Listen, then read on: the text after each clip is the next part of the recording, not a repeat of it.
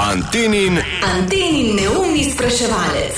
Oprostite, eno kratko vprašanje za gospo. Osnovna sestavina šampanjca je? Jaz sem čist antialkohol, niti prav ne vem. Kaj mislite? Alkohol.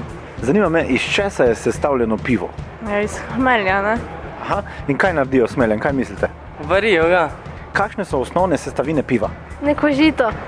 Katero žito? Hmelj. Hmelj. Hmelj pa te stvari, ne? Pa še pa vse substance zraven. Ni da ni, ne? Prepovedane substance. Ne. Morajo biti dovoljene, ne? Hmelj pa te stvari. Kaj so te stvari? Ja, pa še malo alkohola zraven pa je to, ne?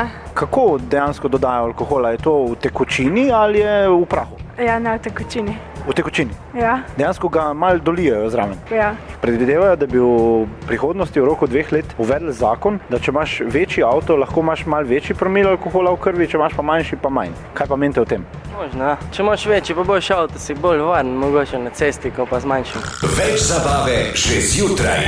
Antenin neumni spraševalec.